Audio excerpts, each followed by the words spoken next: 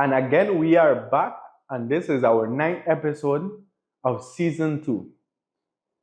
This is Job the Local. I'm Rachel the Gringa. And today we have Valentine. Now, Valentine is what we would call the Belizean scientist, and that is the name of our episode for today. We're going to go into everything that you might have always wondered about the Belizean ecosystem, as we have an expert here in the studios. So, Valentine, tell us, who is Valentine Rosado? Right. I am a scientist. My background is science. I studied biology, marine biology. I've worked in the marine field for many years, doing all sorts of different surveys. I am a dive instructor, and I'm an instructor trainer for a host of different things: diving, first aid, restoration. Also an artist, mostly photography and film. Well, let's even take a step back. So where did you grow? That's a very expansive portfolio. This is incredible. I love it. So let's take a step back. Where did you grow up? What got you interested in science? Well, I grew up in Corozal town. I have most of my mom's family lived out here, so we from very young we started coming out here.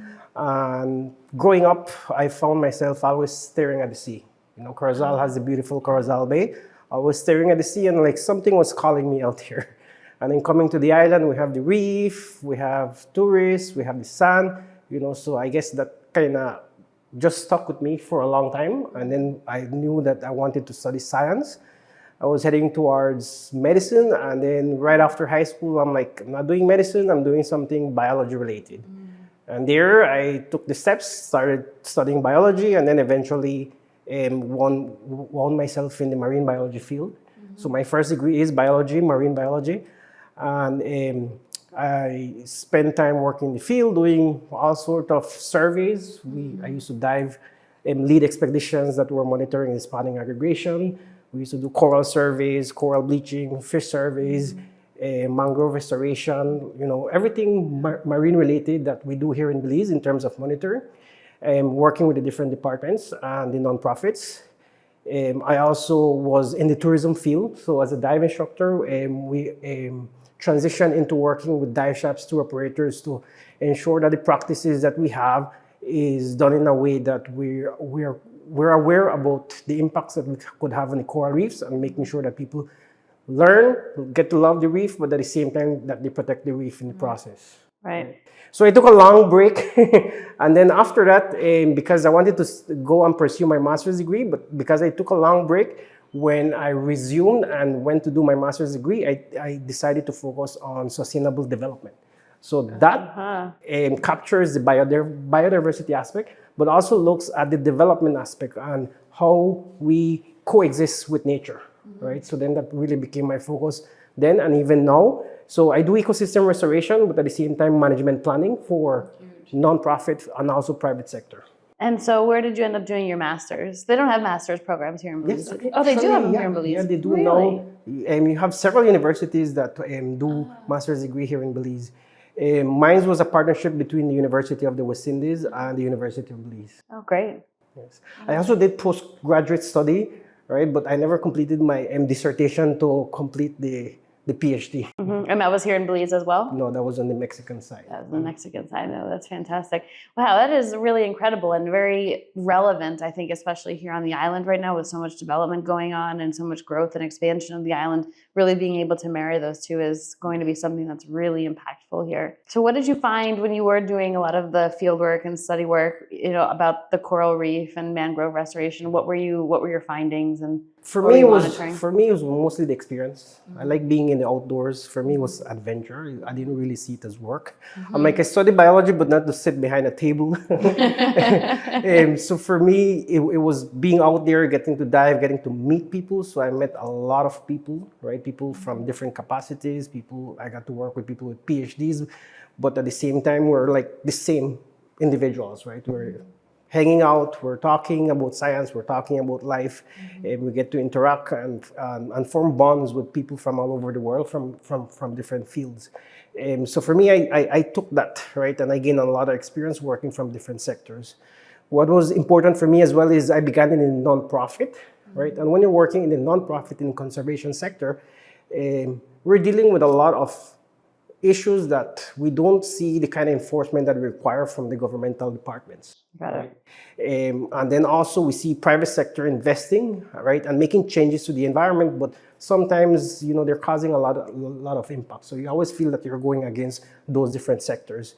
Thankfully, after I worked in nonprofit for a while, I got the opportunity to work in the government sector as a contractor, right? But that gave me the experience to look at it from within that sector, right? And I took it on. I'm like, okay, government sector, I'm going to spend 1 year there, and then ended up spending 3 years. But I gained a lot of understanding as to legislation and policy because we were involved in the revision of the laws that deal with the National Protected Area System, right? And because I was representing government within that sector, then you had also sort of other revisions that were happening with the environmental impact assessment, the forests, the mangrove legislation. So I got like a full-on master's degree in environmental law and policy as part of that, right?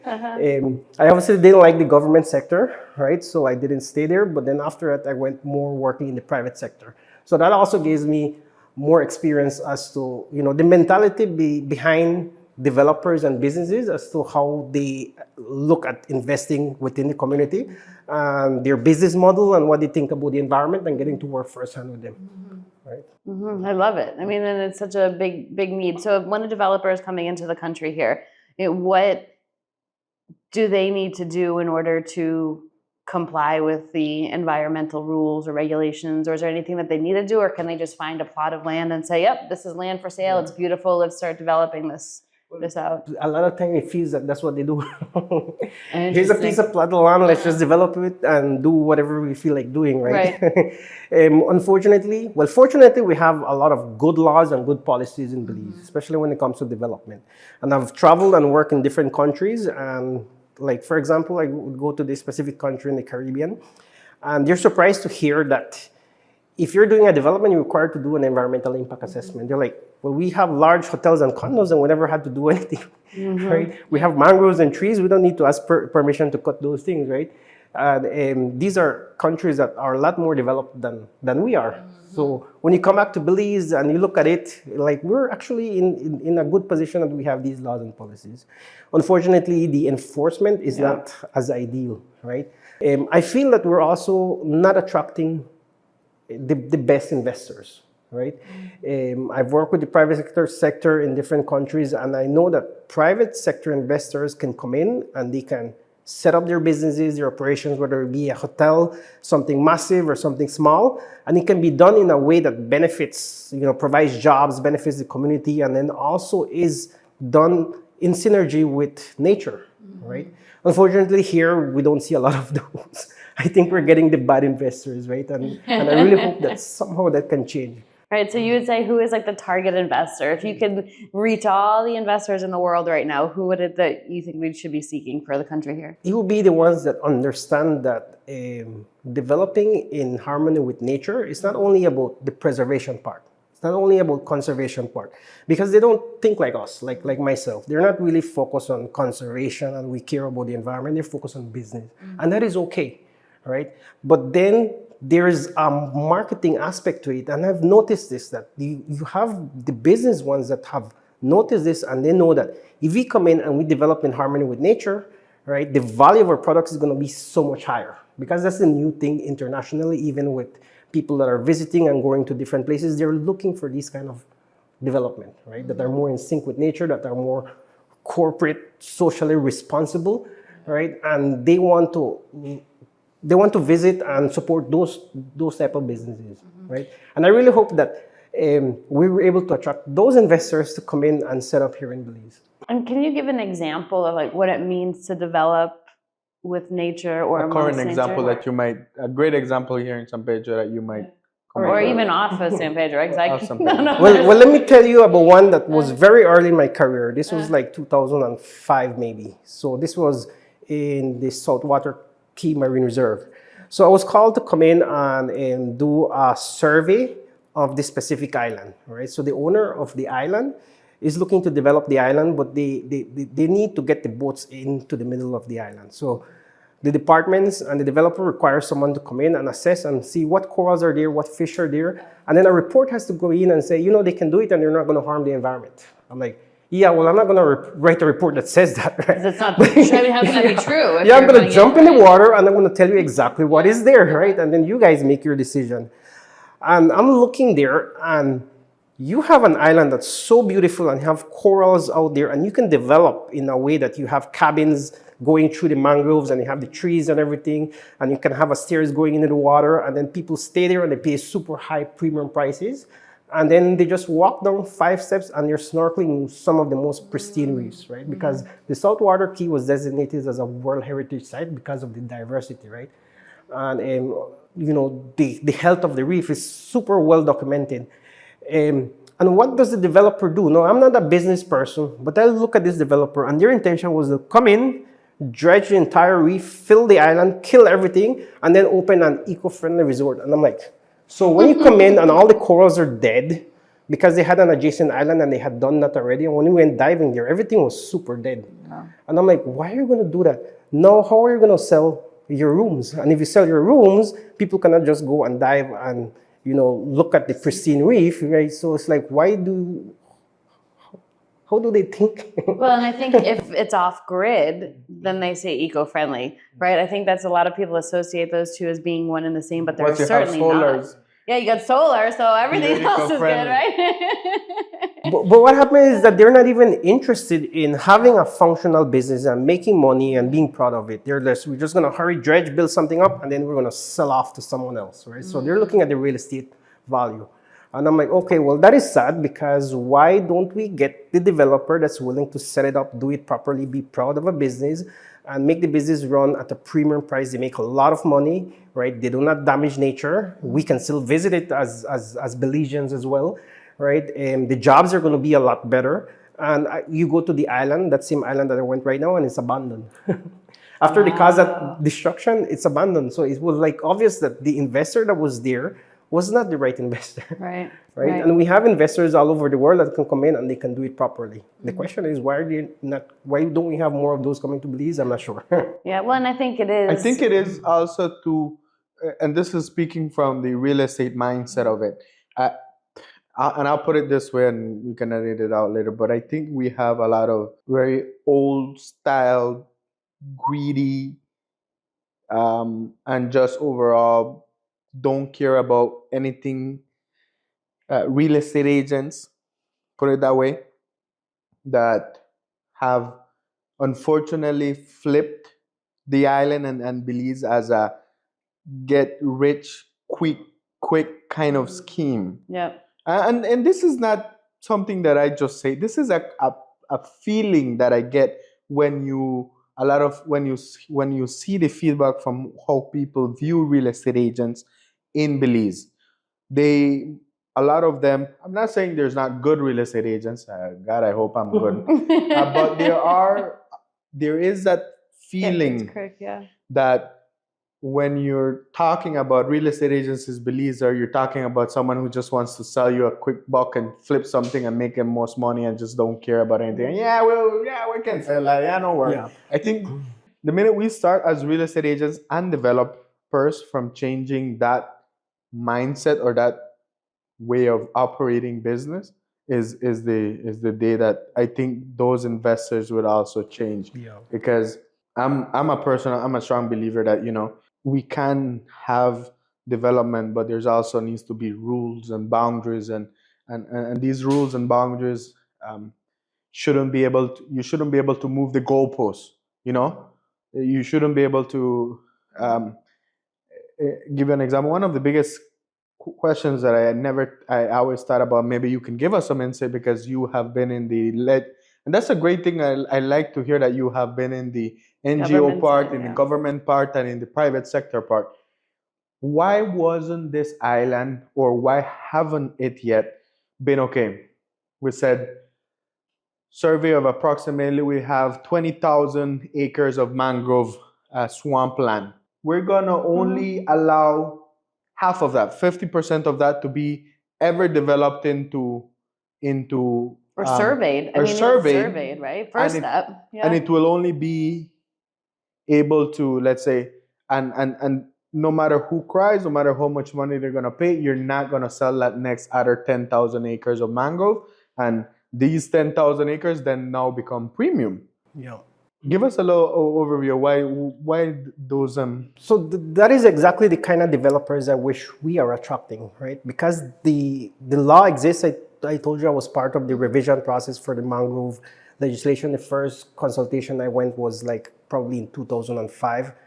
And it took like more than 10 years of back and forth until finally it was done. About, I think it has like 4 years now that the ancient laws governing mangroves were finally updated and was more reflective of the realities on the ground. And it provides these kind of measures, right? If you have a location, so many acres that wants to clear mangroves, you have to go through the permitting process. If you do get permit to remove mangroves because for a reason that you were able to justify and you have an environmental impact assessment, then you have to make sure that you restore X number of mangroves in another location, and you have to make sure that it survives. You just don't go and stick seeds and then forget about it, right? So that's there, that's written, right? And when that was finally passed, like I was like, yeah, it was like a huge accomplishment, right? But then we go to business as usual, right? Because the way the legislation is worked is like you get a permit, but then there's no follow through, right? But that's where I think the onus still comes with attracting the right investors. Because if you have the right investors come in and they get a permit to clear X number of mangrove, they can decide as a business, you know, all right, we're going to set apart a certain percentage, as you said.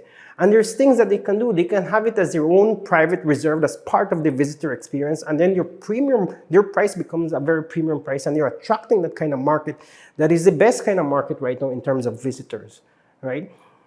So that is possible. And yes, we have the policies and the legislation to support it. But then if you don't have the investor that's willing to like even make it as part of their business model, then it's not making sense the way it is right now. So it has to go hand in hand, right?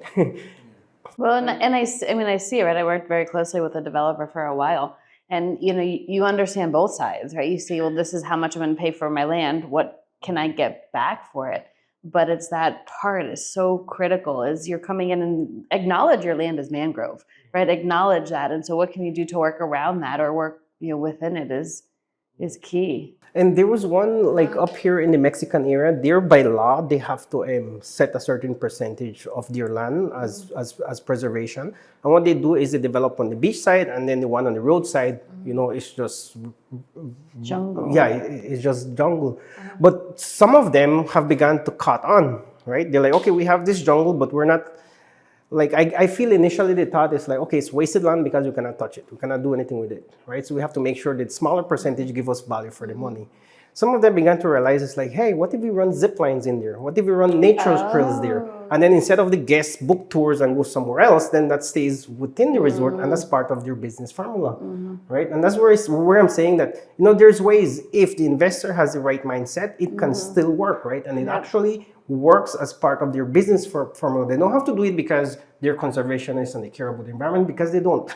Yeah, right? They're business-minded individual. Right. Well, and also, so I know here in Belize that if you're doing a new subdivision or if you're doing a plan, right, and subdividing land or whatnot, you have to allocate 10% as green space, right? And so when you look at the surveyed map and it'll give you like land use and then it says green space. And that green space can technically never be developed. It can't be sold. It just is supposed to be maintained as green space. Now, I mean, fortunately, it's not implemented. that's what I was going to say. Like, what's going to happen with that, right? Who's coming in to check to say that, oh, it's actually staying green space, right? And somebody didn't build their big, huge clubhouse on it. But it's. I like that concept, right? And I think 10% is probably even still a little too low. I think 25% probably. But, you know, I haven't done the environmental impact reports. But the more that you can allocate, and the better. Going into a more in-depth conversation about mangroves, and I think it's pretty obvious that mangroves are important, but not obvious enough for,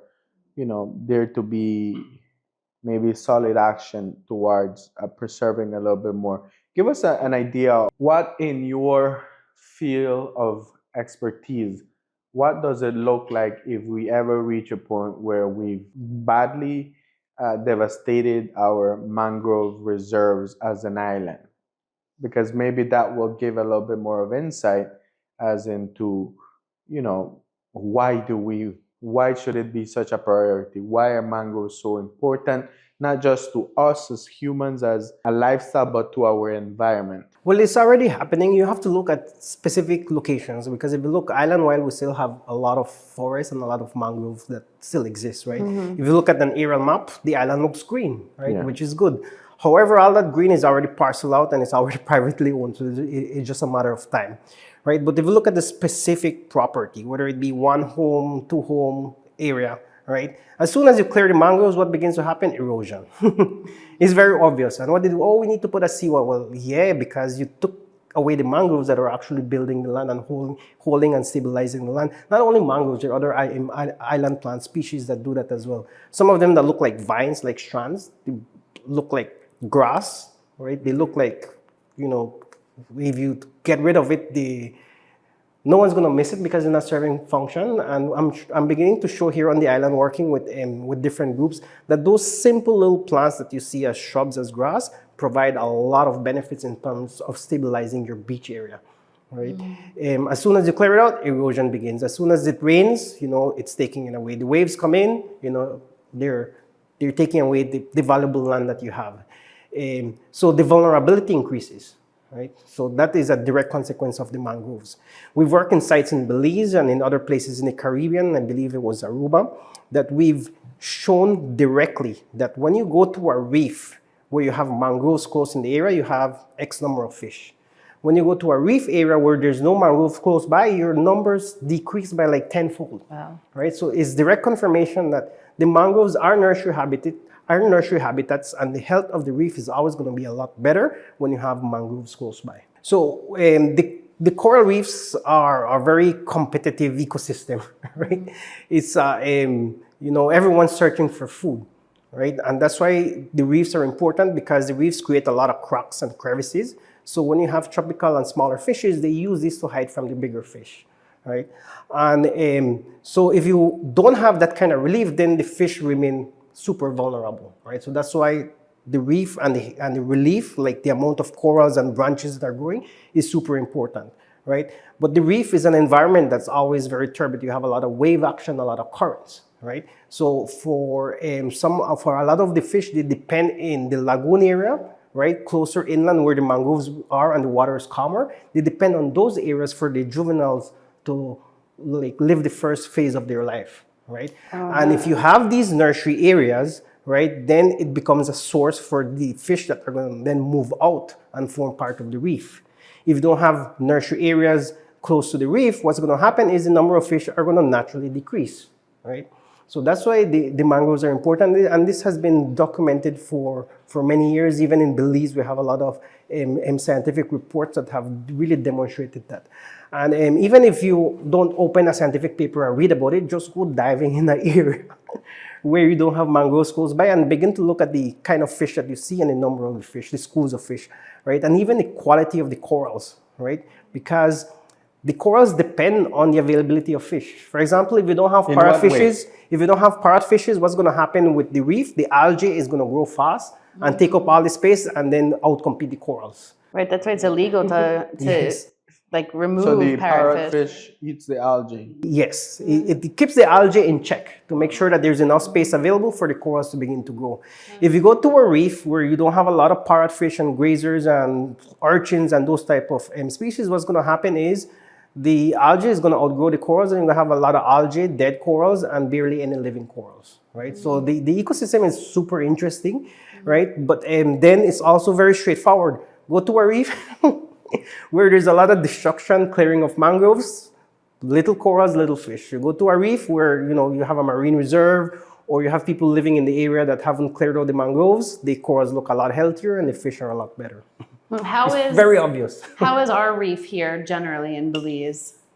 I guess comparative to the Australian barrier reef, right? I think it's kind of relative and it's ever changing because Sure. we have a lot of development, and I've been diving to every atoll, every part of the barrier reef, and there's some areas that I still like. Unfortunately, the areas that are still doing good are the areas where you don't have people close by. Right, right.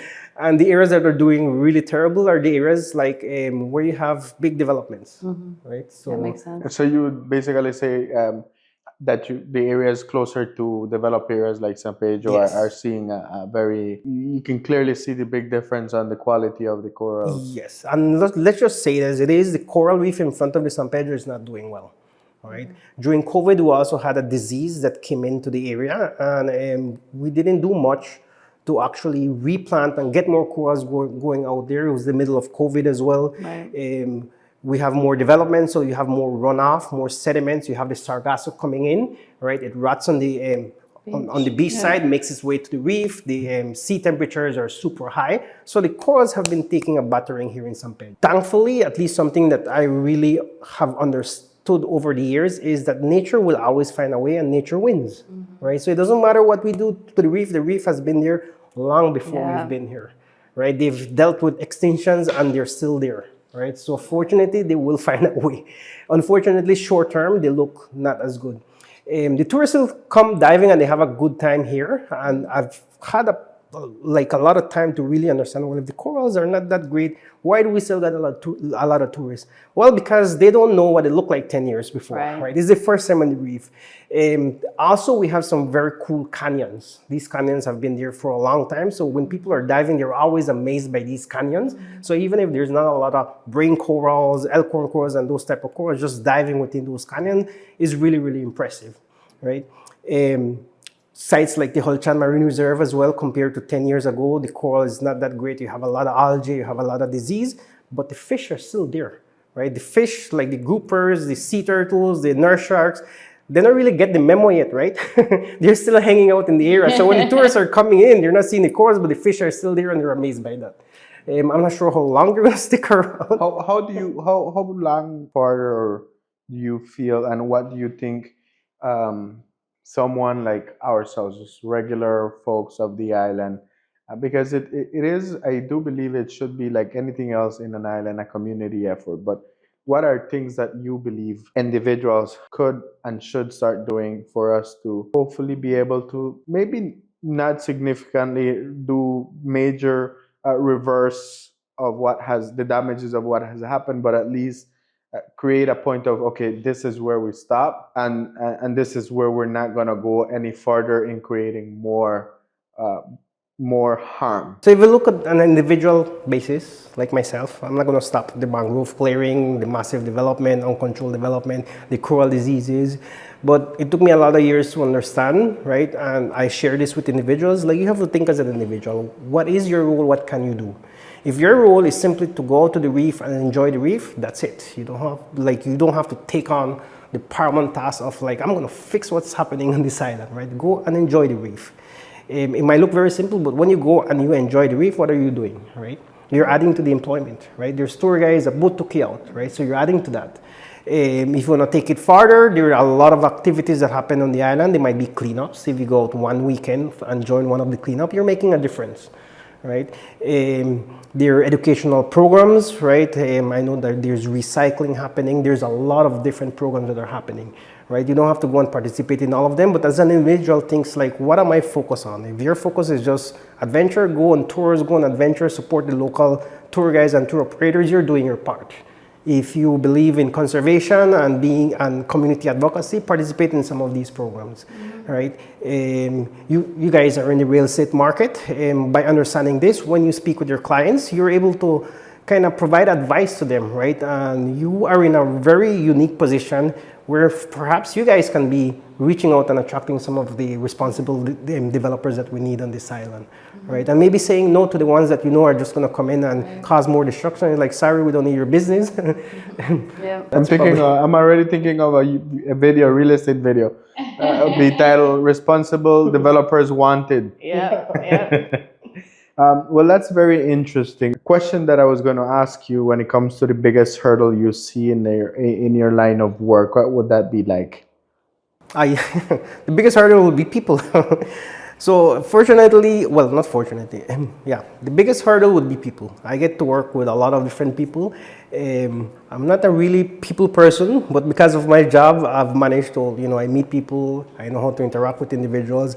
And over the years, I found out a lot of the hurdles has been working with certain individuals, whether it be their personalities, whether it be their ego. They make it very hard to, like, let's say, for example, let's say you pick a park. Okay, we're going to plant some trees in this park. It sounds very unique. How is someone going to oppose planting trees in a park that's going to benefit everyone, right? And you're not taking away from anyone because you're not just going to come and fill up the park with trees, right? Someone is going to be against you and someone is going to be there and they cuss you up and tell you all kind of thing and chop down the tree and make it super impossible, right? And it took a lot of years to really understand, it's like, why does that happen? Why do we have to spend our time and our efforts struggling, dealing with this sort of people and individual when there are good things that we can be done, and if we're able to get people to understand that, then the world is going to be a better place, right? So I think that's the biggest hurdle. But in the same mouthful, not everyone is that way, right? Sometimes you might go in, I'm going to plant a tree in this park, I'm going to do it myself because that's something that I want to do for myself and the community. And you get to meet 10, 20 different people that share the same values, and instead of planting 10 trees, you might be working on 10 different parks. Just a make-up example, right? But I found out over the years that you get to meet people that all sorts of people, right? And people that really care about the environment and people that make the work that you're trying to do a lot better and a lot easier. So obviously you mentioned the people are the biggest hurdle in when it comes to this industry. Do you think that we are far off when it comes to the impacts that has this environment and this ecosystem here in our island, in our surrounding islands, have seen for us to not just put a stop to it, but reverse it? You think we're too far off, or is it like it's a last battle at this point and we should just... No, I don't think it's far off. I used to think for a lot of years that way. It's like, man, and you see what is happening with the island right now, the good, the bad, and you see the future because you're able to see trends. Okay, this is what happened between 1990 to now. Where we're going to go in the next 10 years, right? And when it comes to the environmental aspect, it's like we're doing not so good. And going forward, it might get worse. But because I've worked on different projects in different areas, I noticed that nature is going to kick your ass. You're going to clear 100 acres of mangroves right now because you want to sell this property. Let's say you're an investor. You bought this. You're the bad investor. You're not really trying to make it really work for your business and then for everyone else. You just want to clear it out and sell it. What's going to happen before you sell it? The mangroves are going to go right back. Same thing with the coral reefs. Look at the disease, look at the sedimentation, look at the impacts that we have in certain areas. You have new species of corals, right? You have a shift between a certain type of coral to a different type of ecosystem. So nature adjusts, right? They have been doing this for hundreds and hundreds of years. So, like, to me, that makes me look at things in a more positive light, right? It's not about reversing it, but it's about understanding that things are going to change. The ecosystem, the community, everything is going to look different. But we're just here for a short time as humans. Yeah, absolutely. We are the ones that have to worry, right? We're not going to kill the earth. The earth is still going to exist. We're killing humanity. Yeah. If anything, we're causing our own extinction. But once humans are completely gone, the earth is still going to remain. Yeah, that's a pretty good. Then we're looking at more macro scale. Yeah, because the world has been here long before us. They've seen dinosaurs, they've seen asteroids, they've seen... I'm not sure about the viewers, like how much the background they've seen about ecology and geology and those kind of things, but the Earth has seen major extinctions, right? Yeah. And the Earth still survives, it reinvents itself. We here as humans, we are probably leading to the next extinction, but we've done it in a super fast pace. Right? And if it gets worse, maybe, I'm talking maybe like 1,000 years from now, maybe 5,000 years from now, but if it eventually leads to a point where humans like cause another extinction, right? The Earth is going to get over it. Right. All right. It's very humbling when you put it like that, right? No, it is. It's very, I mean, the thing is, and in a way, it's kind of hard to quantify for the now. Because a lot of people don't think about it like, oh yeah, well, I'm not gonna be here by then, And it truly is hard to quantify, but it's also easy to see the side effects. So one of the things I wanted to bring up here, and we just saw it a couple days ago, I think 1 week ago, when it comes to the high tide, king tide. We saw that the island saw some serious flooding, and I have seen that before a couple years back, but I personally had never seen it at the level that it has. Do you think that was some a direct impact of how the environment has been treated, or just you think that it's just a one thing that this year's king tide was just a little bit an abnormality? Give us a feedback on that.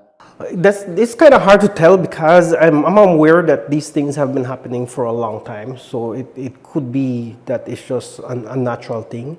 But I'm also aware that we have caused changes to the climate, right? And climate change is real and it's happening. And in small countries like San Pedro, they're going to see the effects.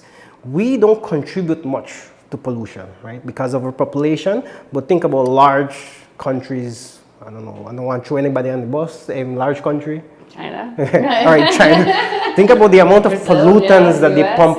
Yeah, think about the amounts of pollutants that they pump into the atmosphere. You're in a huge city, right? Skyscrapers and everything. They're not really seeing the impacts of climate change because they're going to see like the sea, come up to their skyscraper building, right? But they're causing climate change, and the ones that are going to feel it is going to be us, the ones that are not really adding much to climate change, right? So understanding that the island has changed is very difficult to visualize 10 years ago, 20 years ago when the tides we had similar tides, if it looked the same, because the island looks completely different than it looked back then. So it's hard to tell. It's hard to tell, but are we seeing climate impacts? Yes, we're seeing climate impacts, and we will see more of it. For us, it's easier to see with the storms, right? Mm-hmm. We're going to have more intense storms and more frequent storms, right? Mm-hmm. We have been lucky right now that we've been spared, but if you look at the trends, right, the storms are going to get a lot stronger earlier in the season, and that is already happening, right? The skyscraper building in China is not going to be affected, but we are. Yeah. Right. How do you feel when it comes to storms? And this is one of the big questions I always get. Is like, when someone wants to buy a beachfront condo and it's on a first floor, it's like, well, am I ever gonna get flooded? And I was like, well, in my lifetime, I've never seen it flooded up to there. But now, what is your opinion when it comes to, and it's going to happen, and it will happen. Maybe it won't happen this hurricane season, maybe not the next one, but maybe in 3 years. We wish we didn't have to look at that reality, but we've had major storms in our history where the island has been almost wiped out completely.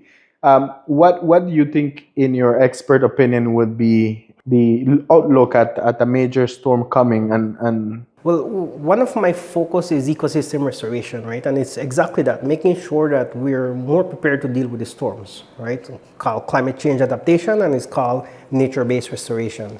So if you look at, let's say we live here, we have a home, we live next to the beach. What happens with this property right now? You're going to get rid of the mangroves, you're going to get rid of all the plants, you're going to rake the beach every day, right? So when we're thinking climate change and the sea level is rising and the beach is coming closer to the home, maybe that's not the case. Maybe you're taking away the land slowly. Every week you rake, you're taking away a little bit of land. When after 10 years, you know how much land you remove. So you're making your land lower yourself, right? So when the storm comes, yes, it's going to reach your front yard as a direct consequence of what you did, not necessarily climate change, right? And we're confirming this more and more.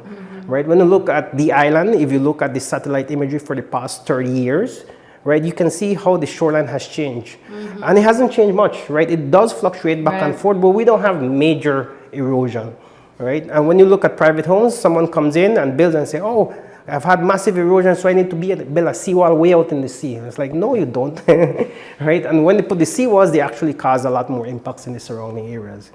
So for me, nature-based restoration means that you're going to come in, instead of building a seawall, you need to understand how nature ensured that this island stayed this way for the past 30 or 50 years, right? Because the island has been growing. And what processes can you resort to ensure that you don't take away, but you actually gain more area? And it's very simple. When you have the high wind events around April, May, you have certain plants that when the wind is blowing the sand and the dust, you see it's all in the air. right? These plants capture it, filter it, and they settle it down there, right? And a lot of people in this island might not have noticed, but just begin to notice around those months. What happens like in Middle Street, you see like little piles of sand, right? Nature is sending you the sand that's gonna serve as your credit union, because when it rains, that sand is the one that's gonna come and wash out, right? But if you're not capturing that because you remove the natural processes, that sand just gonna blow, go to the back of the island, who knows where. So then when the storms come in June, July, October, November, and they're taking away some of that sand naturally, it's a negative. You're getting rid of more of your land. When nature gave you sand to stockpile and keep in the area, so when the storm comes, it's taking away that, right? Yeah. So ecosystem restoration really means coming and restoring some of these processes. Don't get rid of the plants that are there designed to trap some of the sun, keep them, right? You have certain months when even the sea is going to push some of the sargassum, right? So the sargassum are sitting out there and they have a job to do, right? When the waves come in and the currents go, they're taking away some of the fine sediments and they capture it in the leaves. When the sargassum dies, the sea comes and dumps it right back on your beach. When that decays, it adds to the sand. What do? We take it away and we dump it somewhere else. Nature is capturing the sediments that go out and giving it back to you so that you can keep it in the beach. If we're able to understand that, what we do, instead of getting rid of the sargassum, we're going to take it and we're going to put it in a little corner of the home, wait for it to become sand, and it's going to again add back to your beach. Yeah, I think our neighbors probably didn't like us for a while because when the sargassum was coming in pretty badly, like 2-3 years ago, we just let it sit, right? And so it was a little stinky and whatnot, but and you guys have seen our beach goes out further right now than our neighbors who have a seawall in, right? And put the seawall in because it's just continued to decompose and become sandy. It's quite fascinating. It stinks, right? Obviously, when it's decaying, it stinks. Oh, but let me clarify, right? Well, I'm not talking about the sargassum, the brown stinky one that floats. I'm talking about the turtle grass and manatee grass. The seagrass, yeah, not the sargassum. Traditionally, that one all mixed up, we call it sargasso. Oh, so it's right? So it's just a mixture, right? That's turtle grass and manatee grass mostly. That's the good one, right? So even in some of the projects that I'm working on, what we do is we identify the months. When you have the good one coming in, we keep it at the beach. Yeah. When The you have bad that one. brown I'm stinky leaving one. the bad one? Are you saying I'm leaving the bad one? Yeah, that brown stinky one, we don't want that on our beach. We need to send that somewhere. So you do, because what's bad? Like what's bad about it? Because for us, it's left sand. Yeah, right? well, the brown stinky one, when it decays, it smells, and then it just forms brown, like organic matter. It's basically soil. Yeah. So you don't want that on the beach. Oh, right? I guess the ours other is more one, like, maybe that's what it is then, because ours is more like sand. When the other one is trapping all that sediment that moves out. So that's why when it dries up, it doesn't smell. Right, and when it decays, it becomes sand. Yeah, You're talking about the small little thin one and the blade-looking ones. Yeah, that's the turtle grass and the manatee grass.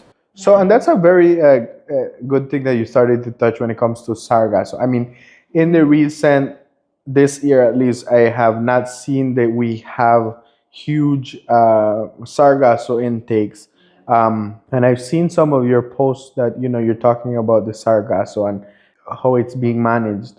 What are your inputs when it comes to how should the day-to-day person keep getting the sargasso together and raking it out? But because you were also saying a part of, when you're raking your beach, sometimes you're taking away that same sand. Right. What would be correct, or at least best methods to use, best practices to use to get rid of sargasso? A little bit complicated, but then when you really see it, it's so straightforward, right?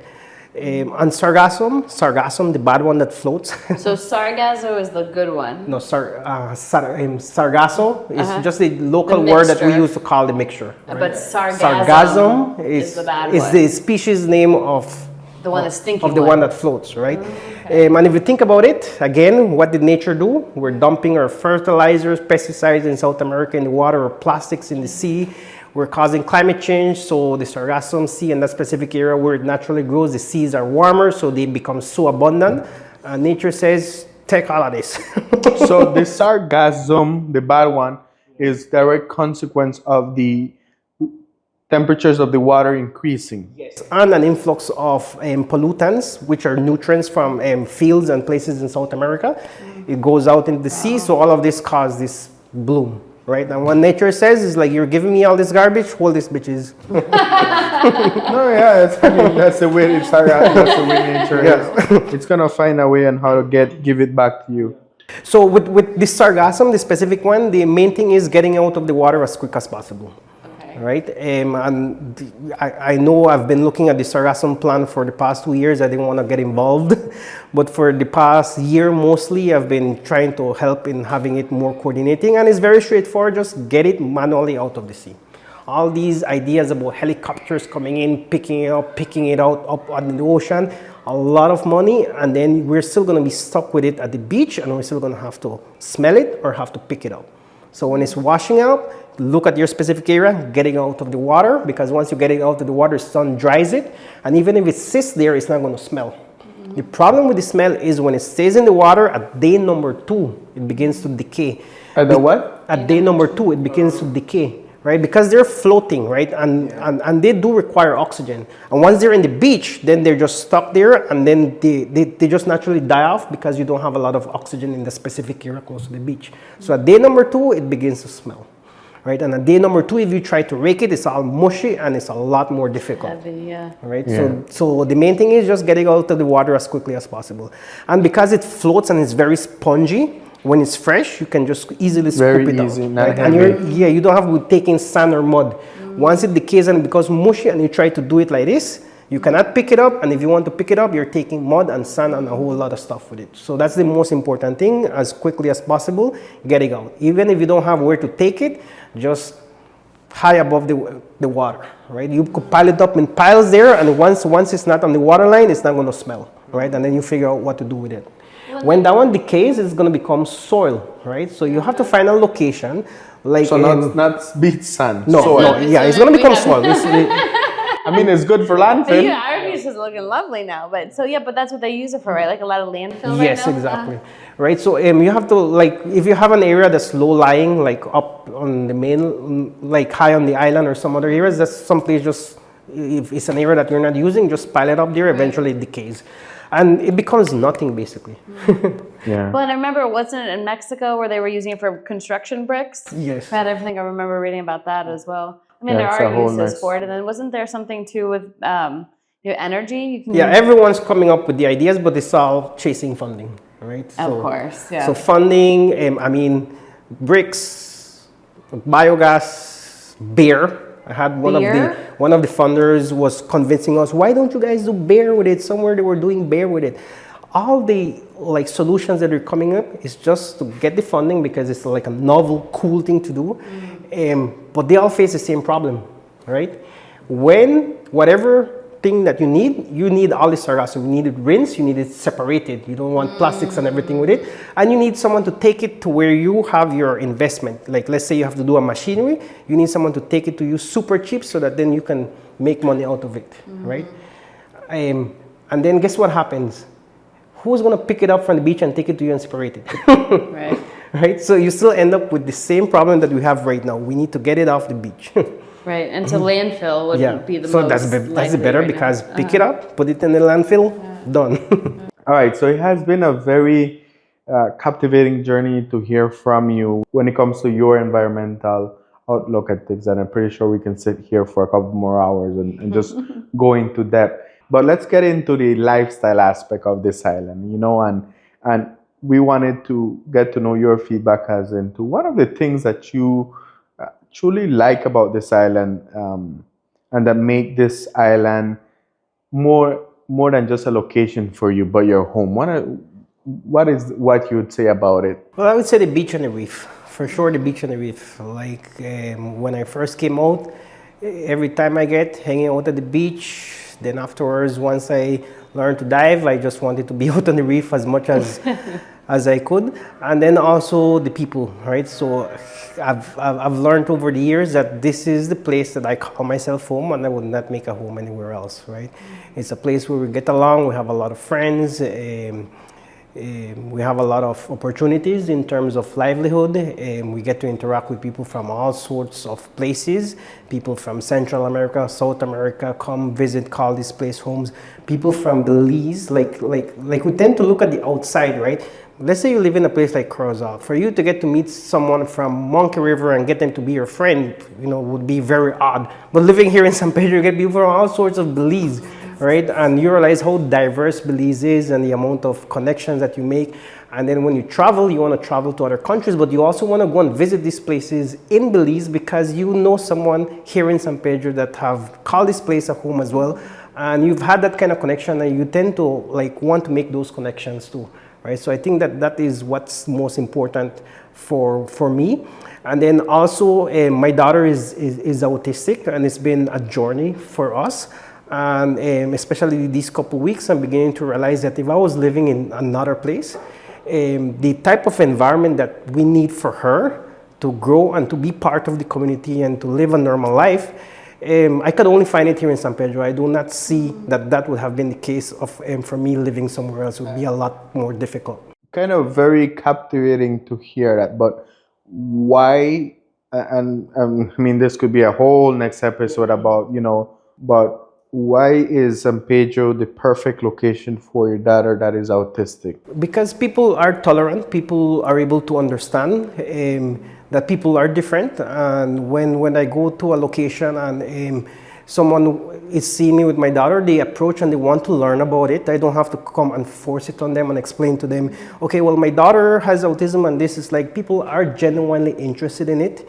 If my daughter is having a hard time, people are helping and they're a lot hands-on. And for someone in my daughter's condition, it really takes a village, right? And I didn't have to force that on anyone else or sit and expect it. It's just natural here on the island. It's very sweet to hear. Very, very nice to hear. Now, you mentioned back in the beginning about the responsible developers and people who genuinely develop with the, not just obviously the intention to create a good profit, but also the intention of keeping the environment and taking care of it. In the island and in the mainland, what are locations or developments or resorts that you would say, you know what, hats off to you. You have done a great job at it, because not just because of what you've seen of how they've worked with their environment, but also maybe even experienced it yourself. So I get to work with private sector developers, right? And the idea for me is there a way for ecosystem restoration to be part of your development, right? And I feel that that's kind of unique to me because coming from the conservation science field, most of the people, like my colleagues, and this is not a negative thing that I'm saying, they tend to be more focused on preservation, right? And this is a thing that we do, and the private sector is on their own, right? Mm-hmm. We try to buck heads, but we're always on opposing sides. And I've learned over the years that even from the colleagues that I work, that we need to be at the same table with the developers and bring the science and be part of the planning to ensure that the development is considering these sort of aspects and they're integrating ecosystem restoration as part of their developments, right? Fortunately, we don't have many of us because we think a certain way and we think differently than the way that they think. It's not all peaches and creams because I've worked with private sector developers that we go through the paces, getting to know them, getting to understand them, getting them to understand the project, and I've walked away from any. It's okay, no, this person is not genuine. Yeah. I do not want anything to do with this developer and completely walk away from it. Yeah. It's not, oh, well, it's a job, so I'm going to get paid anyways. At least for me, I tend to always ensure that I'm working with someone that I feel comfortable and is genuine about the work that we're doing. And thankfully, I've had the opportunity to work with certain developers. We provide recommendations and they do take these recommendations and they ensure that they instill some sort of environmental practices as part of their business. Whether it be, sometimes maybe it's just adhering to the regulations. A developer might come in, I need to clear mangroves, do no EIE and get away with it, right? And that happens a lot. Right? A developer might come in and say, okay, I do not want to plant trees or do stuff like that, but I want to make sure that I'm following the rules and I'm doing things properly, right? And they listen and they follow through the phases. Great. And when it comes to that, we will be leaving Mr. Rosado's information down in the descriptions, just in case we do have anybody who comes across a developer who sees this or wants to consult with you, because that's what you do now, right? Business consulting too as well. Yes. Okay. Yes, I do have a business, right? I'm super busy though. I'm not really taking clients. That's good to know. Business is good. When you're too busy that you're not taking any new clients. All right. Well, good to know too as well. You have a website?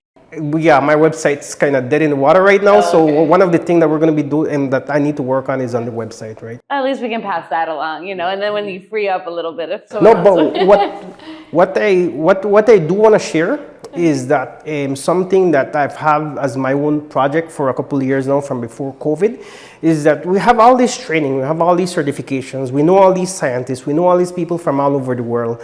I'm one individual working with other colleagues, but I've come to the realization that we have not fixed the problems that we have, right? The next generation are going to be in charge of fixing the problems that we have with the island and the world. So I've set up a training program, a non-profit, in which we bring in early career biologists, dive masters, and we give them certification and training, and we try to connect them with individuals, right? If you're interested in, let's say, sharks, right? I have someone that is working on shark research, my good friend, and I can link you up with that person and making sure that you are taking advantage of training opportunities, volunteer opportunities, scholarships, or stuff like that. Or at least connecting you with someone that can guide you because that is your field of work, right? So we set up that as a nonprofit, and we don't have it fully set up as yet, but that's something that we definitely want to work on. What I do every summer is I'm certifying local Belizeans from open water all the way to instructor course. Wow. Right? And the idea is that, we're training the next network of people that are going to fix our problems. Yeah, absolutely. That's super awesome. And how do people who are interested in doing the trainings with you or doing the certifications, how do they reach you? Well, for that, they can contact me directly. When we have training programs, we reach out, right? Like, for example, this summer I was training some dive masters. Right, it's just some individuals that have been volunteering on our programs, and they did courses with me early on, and they went and started working as tour guides, and then eventually we did the course for them. So we have partners that donated the material, donated both fuel, I donated time to go and certify them because it takes a lot of time. Sure. And if you have, we didn't want to train the early level certifications, right? We just wanted to train the professional level. But if you're training a dive master, they need to practice with an open water student. So what ended up happening is, like, anyone wants to do an open water course, any Belizean, any young person come in because I need some students, right? And they get the training, and then guess what? Now we have a new set of people that are just coming into diving, and that's the connection that we make, and we tend to involve them in different programs as we have it. Wow, that's amazing. That is amazing. Wow. Now, going back out to island favorites, and I don't want to put you in any hot water, but when it comes to island favorites, both for the island and mainland, what are plates of food and places, both for visit and for restaurants, that you would say, man, these are my top to-go choices? Oh, well, for me, I don't really go to different places, and I have certain places that, like, for example, if I want to have fish fried, it's going to be Elvis. You're not going to see me at Elvis, like, picking the menu and trying different things. It's just that if it's a sales, it would be barbecue. If it's a rice and beans, it would be at El Fogon. Oh, El Fogon is split peas too. So I have different areas like that, and for the most part, it would be a certain kind of plate of food. Yeah. Right. If I want some tacos, it would be by Big Taste. Big Taste has been popping up quite a bit. Yeah. And I like to cook as well, so a lot of time I still try to make sure that I'm at home cooking different things and trying different things. If I'm heading to the mainland, I like to drive around the mainland, so it's like I have different areas, and again, if I want, like, for example, let's take it from up north. If I'm in Corozal, tamales. Corozal has the best tamales, and all sorts of different areas, right? So I would be looking for tamales if I'm in the Corozal area. Drive down to Orange-Rock, I would probably be looking for tacos. Driving down, let's say I head down south and I pass through Belmopan, I want to stop the Caladium for rice and beans with my shoe beef, right? I'm not going to eat a soup or anything like that. It's only that. Yeah. If I go down to Gringa, I have my local areas where we want to look for food, and it would depend what's the special on the menu. Go down to Placencia, I want grouper or snapper. Head down south to PG, I would probably stop at Coleman's, right, to see what is on their buffet line. Yeah, that's pretty awesome. And you, obviously in the island, I wouldn't ask what's your favorite thing to do because it'd probably be the reef, right? But in the mainland, outside of the water, what is a location that you possibly have went to multiple times, or that you still look at it and it's like, wow, that is worth the trip? Oh, that would definitely be the Pine Ridge area. So yes, for sure the reef. But if I'm on the island, I spend a lot of time on the beach with my daughter. Right? Oh. She likes to go walk the beach and be running on the docks. So you're definitely going to see me on the beach side. But on the mainland, I think it would definitely be the Pine Ridge area because they have a lot of areas, like waterfalls, rivers. Sometimes some places where you go is just the view. Right, and I don't think I get to go there enough because I do want to go like overnight in some areas, camp out and wait for the sunrise to be rising and take some pictures, and that I definitely haven't made time for that. Because you said pictures is your... Yeah. That's awesome. And finally, for our last question, we'll leave it up. Last question, and I have an idea of what your answer is going to be, but I'm going to ask anyway. If you were mayor of San Pedro, what would be one area that you would focus on, or one thing that you would try to improve? What would you like to be different in San Pedro? If something that I would definitely change from the island is like everyone that comes to San Pedro is coming here because of the people. They're like, oh, people from San Pedro, people from Belize, they love nature, they love the reef, they're always talking about conservation, they're super friendly, they're this. Well, I'm going to move to Belize. And then what do? Cut down the mangroves, clear the beaches, blah, blah, blah. Like, love the place to death.